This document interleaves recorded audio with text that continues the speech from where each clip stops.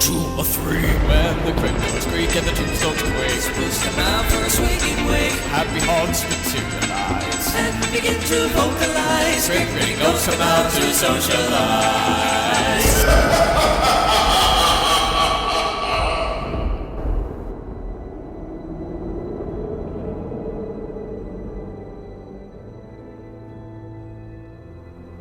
Welcome, foolish mortals, to the 35th episode of the Haunted Mansion Show.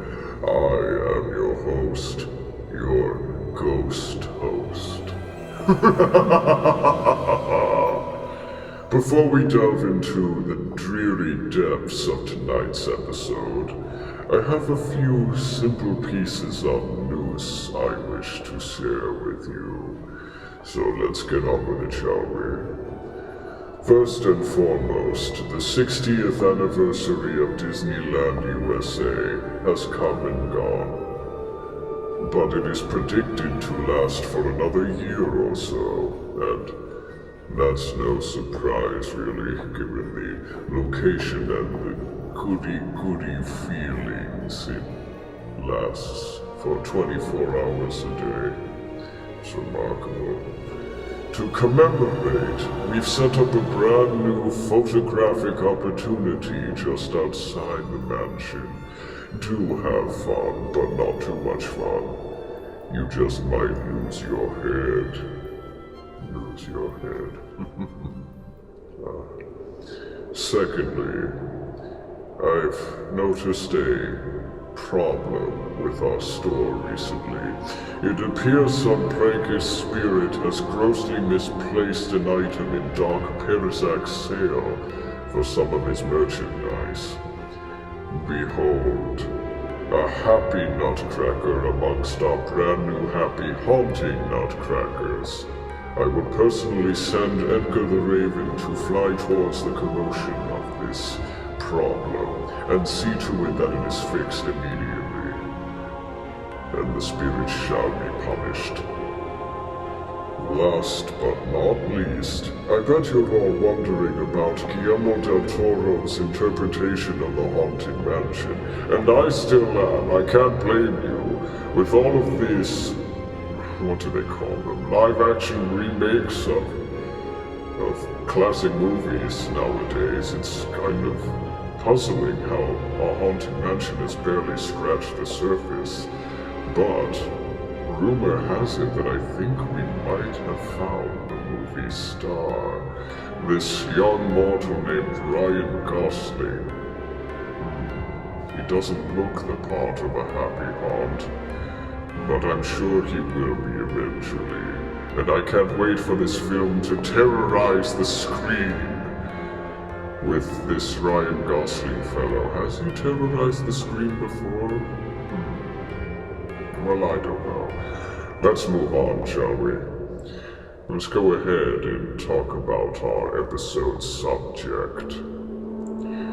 As you all already know, most of our resurrected residents here at the mansion appear to you as reflections of their corruptible crimes, frightful fears, or even their own happy accidents. As you may also recall, we held special private ghost applications at the Ghost Relations Department way back when, before we opened our gates to all of you. We've received inquiries from assorted happy haunts and ghosts and specters and spirits who would eventually retire here. All of their stories were quite unique and deadly, giving our mansion's population more diversity. One of our ghosts in particular, Francis Xavier, had another unique and diverse backstory. Now, given that he wasn't alone in the scene of his death, he had a very special friend of his, made of wood, named Ned the Dummy. Yes, that's right, he was a ventriloquist in his time. Now, as you can imagine, excuse me, they have sent us both sides of the tale, and we've decided to invite them here to dwell in the grounds for eternity. But that's enough from me. Let's have Xavier the Cadaver and Dead Ned the Dummy speak for themselves.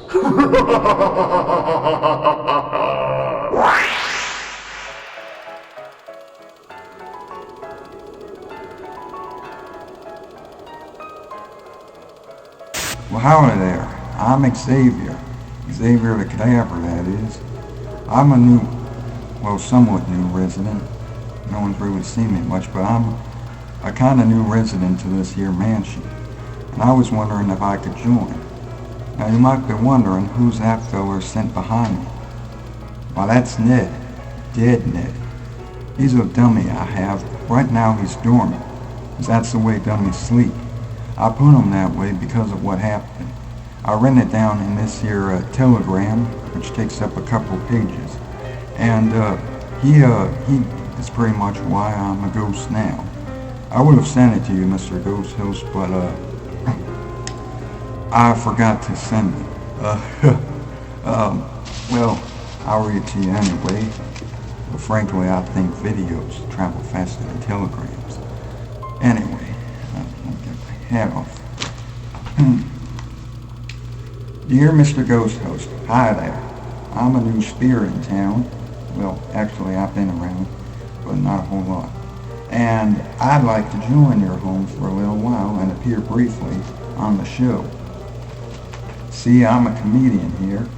I'm a ventriloquist, to be exact. You know, the kind where they throw their voice in certain things, like him. It's been a talent I've had since I was an itty-bitty little tyke. I made a living entertaining folks and family. I love their little. And I also heard about that Gracey Manor. I don't live in the one that you are currently associating now. I live more so in the one in Liberty Square. Yeah, that's it. I know that you haunt it now. I wasn't far from it either. In fact, I was just a couple blocks. Anyway, I also knew a resident there as well, long before her doom. It was Emily, the ghost with the beating heart. You know, girl holds the candle and the flowers. And anyway, we used to be friends for a bit. She was an awfully nice gal. She was new to Liberty Square, which was my neighborhood, by the way. Anyway, we were friends, but I always kind of fell in love with her secretly. And I never really admitted it either. Of course, because I was a little shy fella, I didn't want to admit it to her none. But anyhow, back to my gig. I kept my family wealthy, and I was only a teenager. You wouldn't believe it. I named my puppet Ned, and he'd get us into a fight. He'd be a smart aleck, and it got huge laughter. Hilarity always followed, you see. That's the sad part. Then came my death. I was plumb broke. So broke I couldn't even afford it.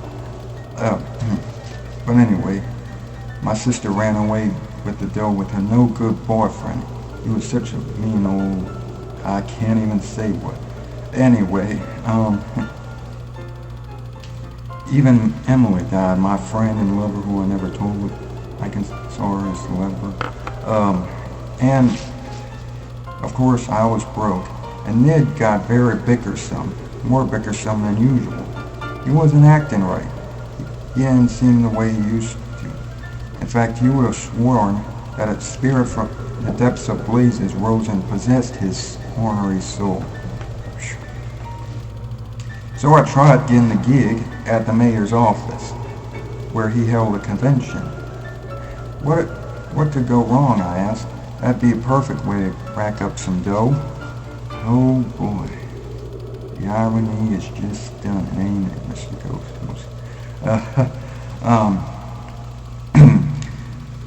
The date was July 1st, 1945. everyone in town was there except Emily, sadly. I'm sorry, but our first joke went like this. I said to Ned, "Hey Ned, I heard you saw a forest fire, is that right?" To which he responded, "Yeah, it's the worst campfire I have ever seen. Some of them are my friends." And eventually the audience laughed. Then the flash shined on me. I got pretty sick, sure as enough. So after that, though I got a headache, of course, I couldn't stand right. Everyone was fine. Then suddenly I began to recover. I don't know what happened. I didn't know what happened until Ned said, "Hey, Santa Claus came early. North Pole's that way." Yeah. I didn't say that. Besides, the mayor was friends with me and my family.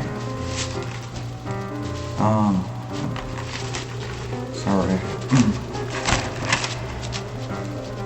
Ned then asked him, "Is that a mustache or are you eating a squirrel?" Ha ha. I took him backstage and said, "What are you doing? Do you know what happened if the mayor got angry on a cat on a hot tin roof? He'd lynch me." I wish I hadn't mentioned that part. He quickly dragged me off from backstage back onto the main stage. Main stage instead of backstage, that is. I don't know what the devil he was saying. We were meant to be a team. He then said something like, excuse me. He said to the mayor, "You're so dumb, I'll bet you tried growing an eggplant by burying a chicken." And if this is an audience, for a minute I thought we got a show in a zoo. Ha! Then the audience booed, which is not for a bad performance. We had to get off the stage, and then the mayor called me to his office. He was redder than a tomato on a hot summer day. And of course he got me into the office. He sentenced me to death for treason, and I was to be lynched, as I mentioned. And then I said, "If you're gonna hang me, you may as well hang Ned back there." Of course, he wasn't back there, he was with me when this happened. Anyway, so we both got hung, even though the mayor must have taught me to be batty. So then, I went to haunt Gracey Manor with Ned, now Dead Ned. Some of Disney's men who went to discover this here mansion saw me shaking because I was in the dummy. He sucked me in when I was trying to fix him. I eventually met Emily in ghost form, and she sure was beautiful, though I never told her my secret. But anyway, I got where I am now, and I hope to see you all very soon. Sincerely, Xavier the Cadaver. Well, that's all for the telegram. I hope to see you soon, Mr. Ghost Host. And Ned will probably share his own story as well behind me.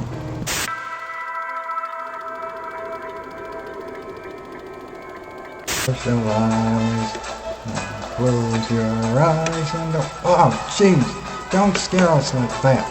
Maynard, turn it off. Thanks. Anyway, how y'all doing? My name is Ned. Dead Ned, that is. I'm his dummy. Well, he's more dummier than me. I heard that. Shut up! Anyhow, as you can see now, I'm a ghost along with this nerd. Heard that too. Shut up! And now I'm going to tell you all how it happened. I started off at a pawn shop in Liberty Square, see? And this fellow decided to pick me up and... Hey, I can see you moving your lips, you numbskull. Sorry, I'm not exactly a very good ventriloquist. Whatever. Anyway, we decided to start a comedy act together in Liberty Square, and we've been entertaining folks and neighbors all around, especially neighbors. Anyway, he also was swooning for this girl named Emily, but, you know, who's she? You mean the broad with the being hurt? Yeah, you know, I don't understand, you know, that, oh, Anyway, so there's that. He's a real sad case of aerosol. Could you imagine him getting a girl? I heard that. Shut up! Anyhow, so eventually we became rich and famous. And then of course he went broke, as he may have mentioned before. And his sister and her no-good boyfriend were very mean. And his best friend died. Even sadder case than before. Shut up. You shut up. Don't tell me to shut up. I tell you how to shut up. Now shut up. Whatever. Anyhow, so our last chance was to get money. Obviously. Well, yeah, I'm telling the story. You don't need to tell. Okay. And eventually, I couldn't take this fella's whining. He was acting like a right numbskull, if you know what I mean. Heard that? Shut up. Anyway, so we went to Liberty Square's mayor's convention, see? And eventually I decided that the only way to get this guy out of my hair was to kill him, you know? Hang him, lynch him. I know what those mean. Shut up! So I started telling those mean jokes that I mentioned before, and eventually he was getting hung alright, but he brought me into it. I can't believe those folks fell for him, like wanting to kill me, though. Like, can you believe that? He dragged me into it just as soon as I was trying to drag myself out of things. Great. Anyway, so after that, I got hung on July 2nd, 1945, along with this loser. Will you quit insulting me in front of these folks? You realize this is a... Shut up! But anyway, that's how we got here. I hope you enjoyed this ghosty, hosty, whatever the heck you are. His name is Ghost Host Ned. Shut up! Alright, fine, seriously. So anyway, that's all we have for today. We hope to see you soon, even if it is brief. Goodbye! Can you shut the camera off? Sure. Is it off? Yeah, I think it's good. How do I get down from... Whoa! Oops, Ned, I think I forgot to turn it off. You idiot! Get me off! Please stay.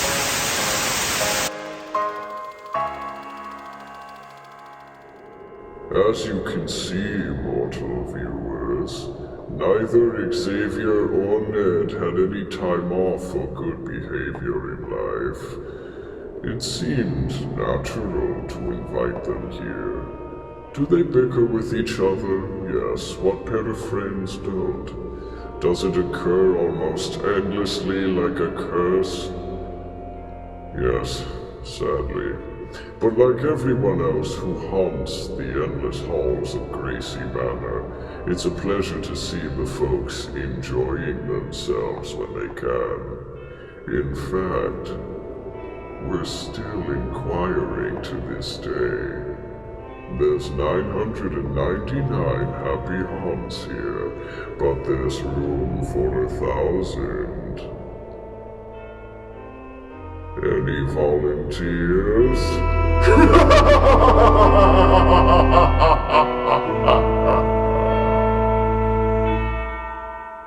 If you would like to join our jamboree, there's a simple rule that's compulsory. Mortals pay